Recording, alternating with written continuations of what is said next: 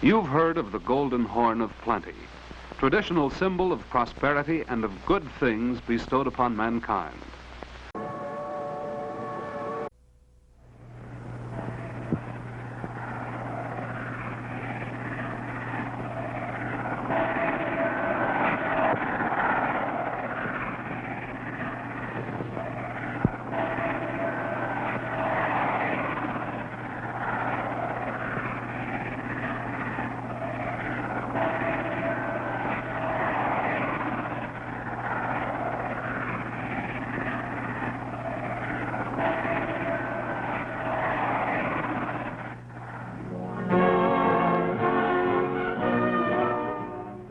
Centuries ago. An unknown land, its uncharted wilderness, a challenge. Now a leader of the world, a nation of 150 million people who enjoy as no one else anywhere the blessings of life and liberty and the pursuit of happiness. The United States of America, vast, rich, dynamic. All across this fabulous land, matchless cities rear lofty towers of hope and ambition in stone and steel, symbolic beacons of man's achievement under a system of free enterprise and representative government. Cities, centers of the nation's economic strength and cultural expression. Cities, clearinghouses for America's mammoth structure of industry, agriculture, and finance. Ocean to ocean, Canada to the Great Gulf, the land is an infinite treasury of natural resources. Productive timberlands cover 1/4 of the nation's land area, assure an adequate supply of forest products for myriad industries. Lakes, rivers refresh the land and serve the people. Rich stores of minerals, coal, copper, aluminum, iron, gold, silver, zinc, lead, manganese, and many, many more are wrested from the earth, skillfully converted into necessities and luxuries. These unsurpassed natural resources make America a colossus of productive power. From this fertile land, 9 million farmers produce an abundant variety of agricultural products. A bountiful supply of the bread and meat that makes Americans the best fed people on earth. Industrial America, the amazing accomplishment of inventive genius, built with the brain and brawn of a free, aggressive people. In 250,000 factories throughout the land, workers are turning out goods of incredible variety and quality. Industrial wealth beyond compare. And all of this vast agricultural and industrial development and production is dependent upon mass transportation. American railroads move anything, anywhere, anytime. They provide the most efficient, dependable transportation in the world. The purchasing power of the American people is unequaled anywhere. The American people work hard and spend freely.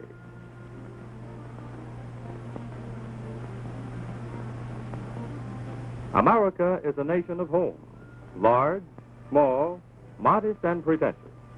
They represent comfort and security, a pleasant family life.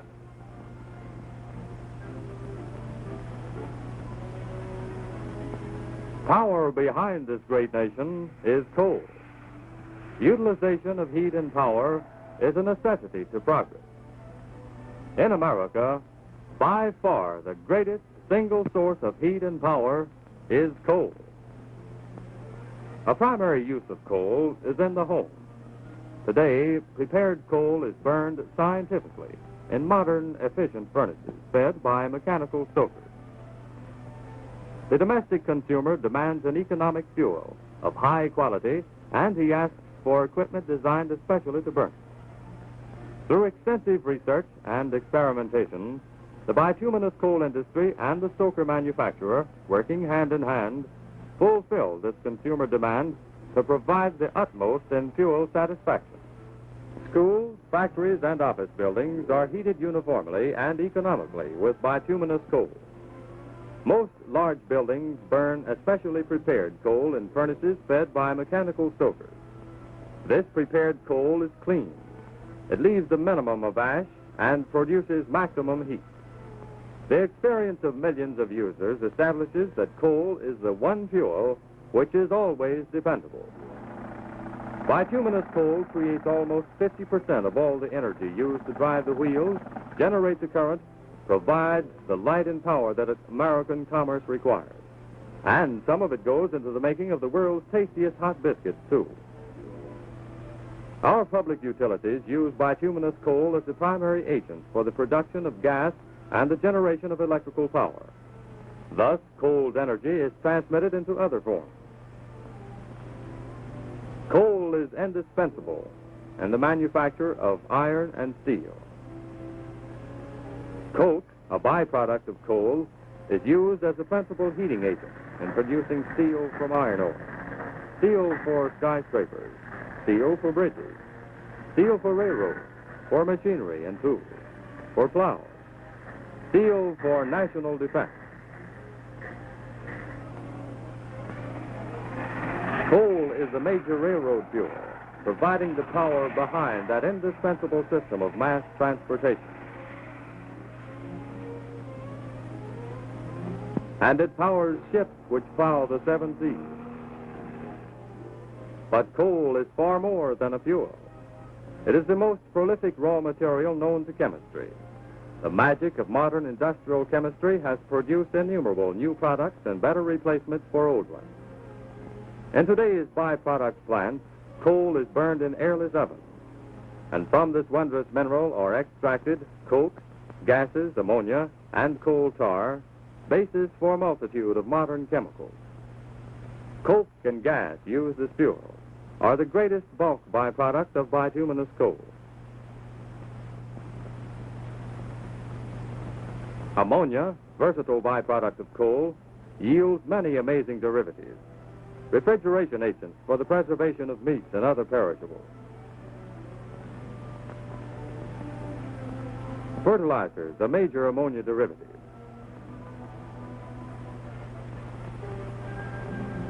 Plastics, camera film, lacquers. Explosives for mines, quarries, munitions.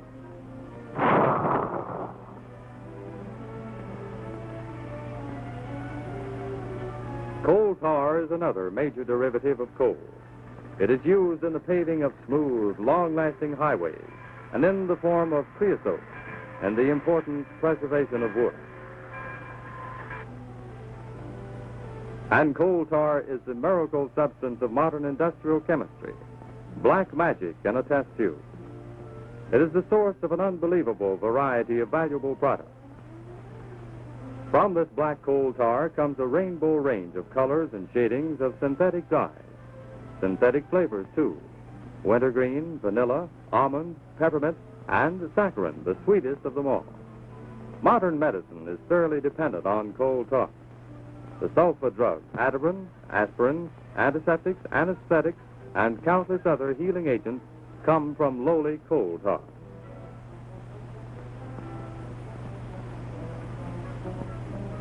Yes, coal is a paradox. It is the basis for explosives and poison gases. Yet, from it come delicate perfumes, the breath of romance, no less varied than the odors of natural flowers. Beauty again, sheer, lovely hosiery spun from nylon. Another magic creation from that black, smelly, sticky substance, coal tar.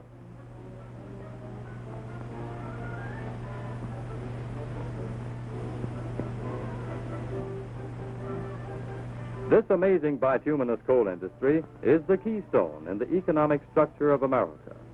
The industry in the United States has a capital investment in plant and property of over $4 billion. It employs 375,000 workers who are paid over $1,200 million annually. And it spends over $100 million a year for supplies and equipment. Its direct and indirect employment combined provide a livelihood for some 4 million men and women who spend millions upon millions of dollars for food, for clothing, and for other necessities and luxuries of life.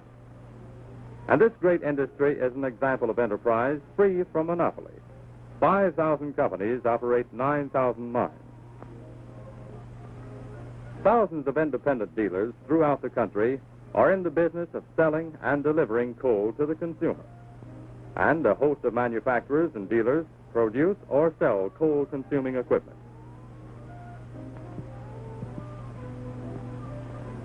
Bituminous coal ranks above all other commodities in railroad tonnage and revenue. The railroads themselves use about 1/6 of the total annual production. Thus, the railroad and the coal industries are partners, each dependent upon the progress and welfare of the other. For centuries, the empire of black diamonds lay buried beneath the rugged mountains, inaccessible to the world until the railroad came. To serve the coal industry, the Norfolk and Western Railway spends many millions of dollars for efficient, adequate coal handling facilities. It designs, builds, and maintains in its own shop fleets of powerful coal-burning steam locomotives, especially designed for moving heavy tonnage trains. In the railway's great shop, workers build thousands of sturdy steel coal cars designed to meet the varied needs of shippers and receivers of coal. Normally, 14 cars roll off the N&W's Roanoke, Virginia shop assembly line in an 8-hour day, or one every 34 minutes. The railroad maintains great inland terminals. Through Portsmouth, Ohio, 102 miles of track with 10,000 car capacity flows about 2/3 of all the coal handled by the railway. In addition to inland terminals, the Norfolk and Western tidewater facilities at Lambert's Point near Norfolk, Virginia, are rated among the finest in the world. With considerably more than half the world's known coal reserves and a stupendous industrial demand, the United States of America occupies first place among the coal-producing countries of the world, accounting for nearly 1/3 of the annual world production. Its value exceeds that of our combined annual production of gold, silver, copper, and iron. Richest in point of value are the coal deposits of the eastern area, containing probably 9/10 of the high-ranked coal of the country. The Appalachian region, from northern Pennsylvania into Alabama, is a huge depository of bituminous and semi-bituminous coals of the highest rank.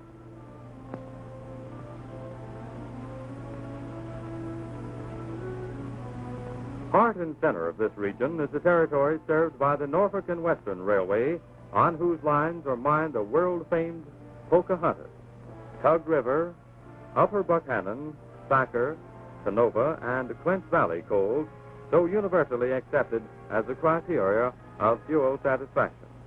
The mountains of southern West Virginia, western Virginia, and eastern Kentucky are dotted with hundreds of coal tipples. Let's follow these men into the mines and see how coal is produced. In this shaft mine, the workers enter cages or elevators and descend hundreds of feet into the earth to their job. Drift mine entries shoot horizontally into the sides of mountains.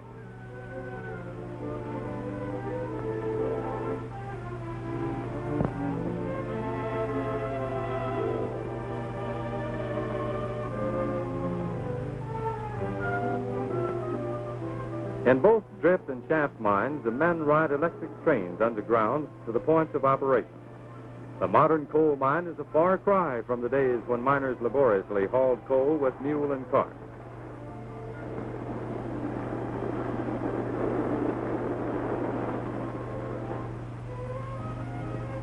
A man of tremendous importance in coal mining is the experienced safety inspector, better known as the fire boss. His job starts long before the miners begin working.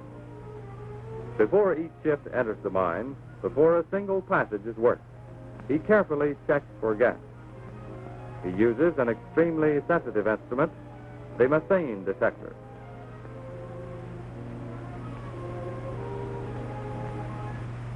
His okay must be on the face of the coal before operations begin.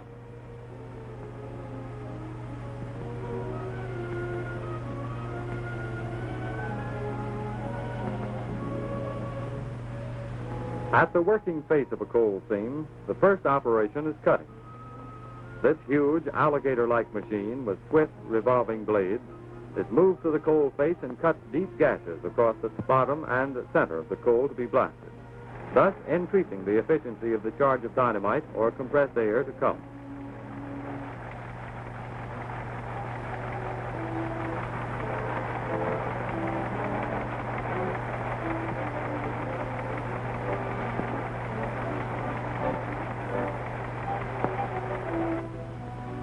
During the cutting operation, the machine operator tests once more for gas.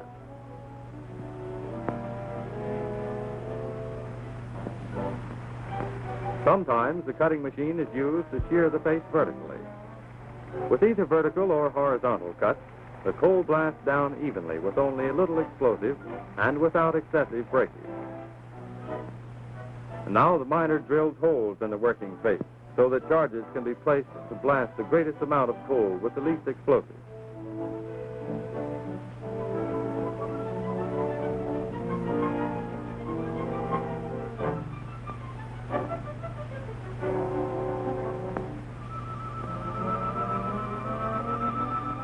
The charge is tamped into the drilled holes carefully, and electric fuses are connected to a battery box.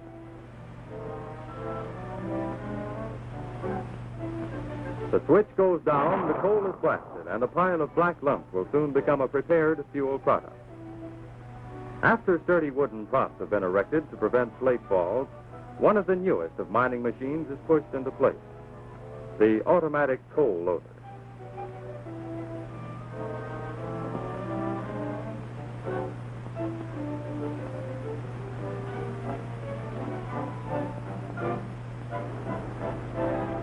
Then a string of empty cars moves up to the fallen coal, and the loader begins its magic work.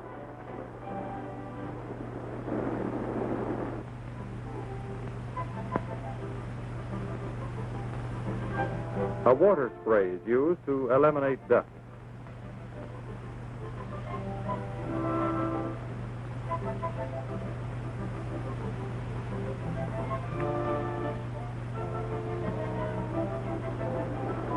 Motors collect the loaded cars from the working faces and assemble them into strings.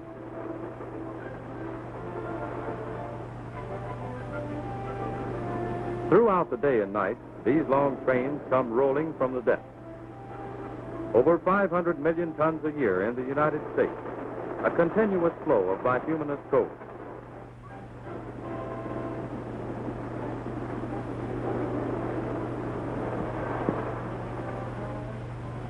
In shaft mines, loaded cars are hauled to the elevator, and up they go, hundreds of feet to the top of the shaft, where they are automatically dumped into a chute leading to the tipple.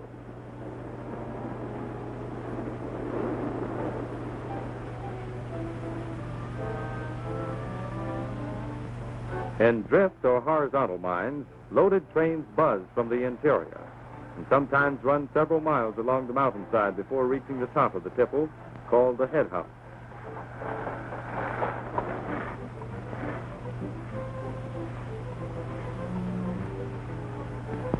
At the head house, each car is run to a rotary dumper and quickly turned over. The coal spills into a conveyor belt. Another example of the newer mining equipment. And the car quickly returns to the track as another takes its place. The belt conveys the coal without breakage or dust. Shaker screens on the tipple grade the coal according to size: black, pea, nut, stole, egg, and lump. The smaller sizes are washed by air or water to eliminate foreign matter. Larger sizes pass directly to the picking tables, where keen-eyed experts spot and remove slate and rock.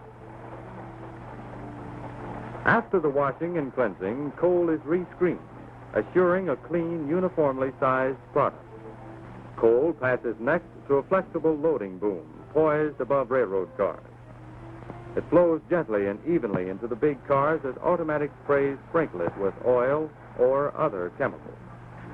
This is the famed dustless treatment, the final operation in the production of clean fuel satisfaction. Thus, the process of mining, grading, and preparation is completed. The finished product is ready to roll. From the myriad spur lines up hidden mountain hollows, from more than 100 mines in southern West Virginia, western Virginia, and eastern Kentucky, come the mine trains to assemble in the great inland yard.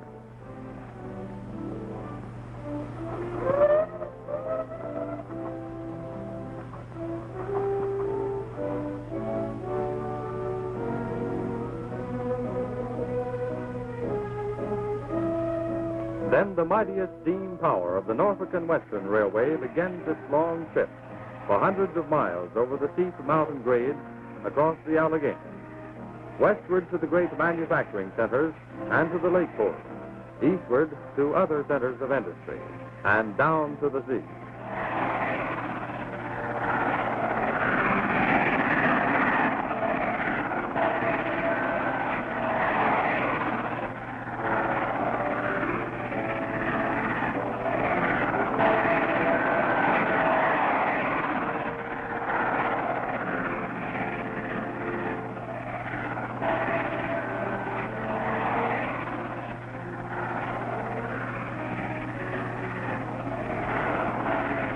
The railroad, a potent driving force with a tremendous job to do.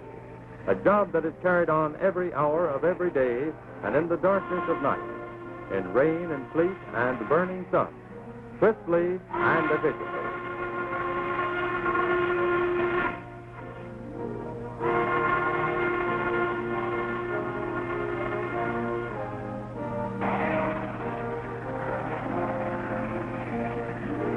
Without the railroad, there could be no mass movement of this vital commodity. From the steep peaks to the hilly lands, to the broad valleys, to the coastal plains, trains rush toward the sea with their cargoes of black diamonds.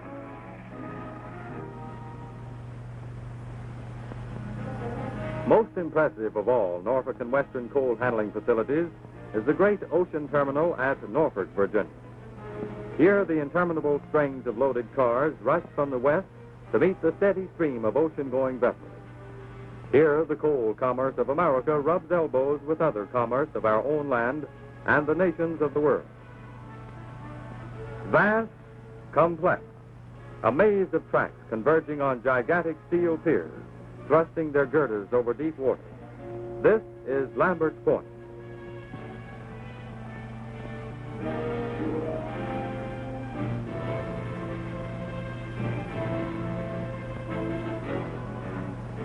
Let's see what takes place when ships come here for coal.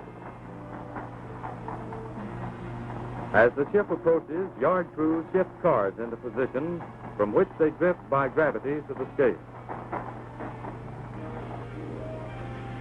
Meanwhile, a sturdy tug moves over the blue water to meet the freighter.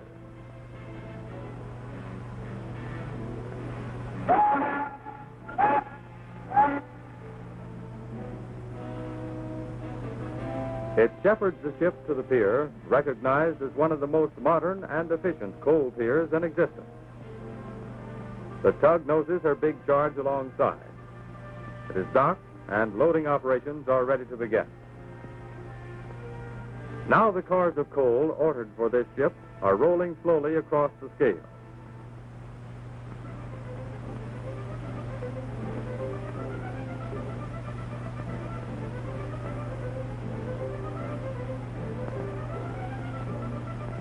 An automatic instrument of wondrous precision weighs each car.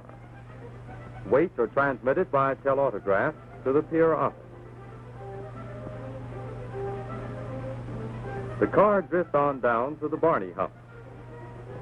The cars are carried through this entire operation by remote control. The Barney, sometimes called the mule, emerges from the pit and pushes the coal car up the incline.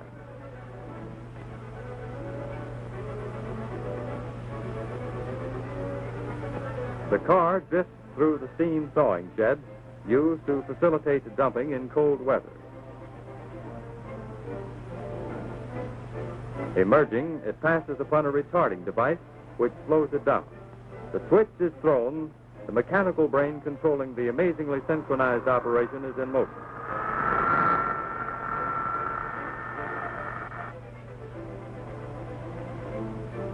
The great pan which will receive the coal is lowered to the ship.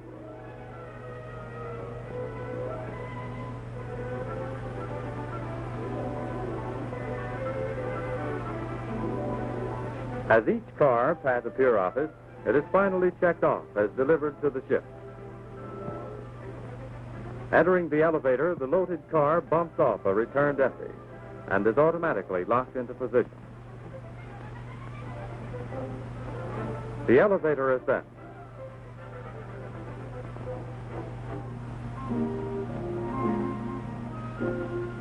A rubber-covered retarding device on the great pan moves into position to receive the coal.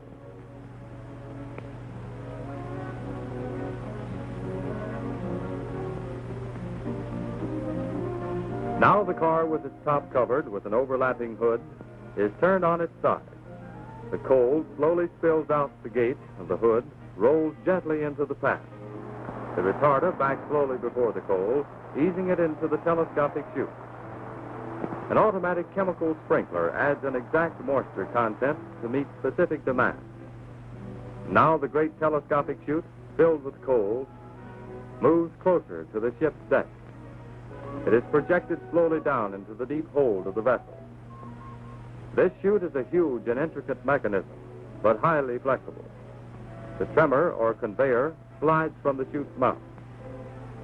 The tremor, another of the coal distribution industry's newest machines, is almost human, as it directs the flow of coal to the farthest corners of the hold and spreads it evenly. The long trip from mine to ship's hold is complete. The empty car is lowered to the pier track level and is bumped from the elevator by the oncoming loaded car. The empty rolls down the incline and up the switchback. It reverses direction and rolls back on the return track into the empty yard, soon to rejoin a train of other empties for the journey west, back to the mountains and the mines to be loaded again and again in the endless cycle of production. The ship is full, the job is done, and soon this great coal carrier will steam out to sea. But other ships will come to take more cargoes of coal.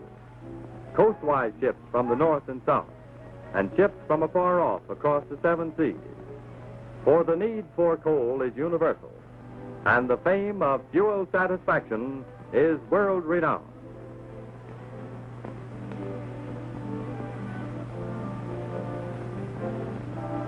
And so, in a world where the power of harnessed energy is vital to progress, the United States of America looks with pride upon its vast stores of unexcelled coal. For coal is power.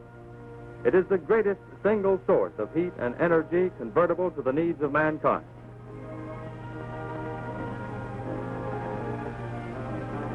By the use of coal, man has made iron his slave.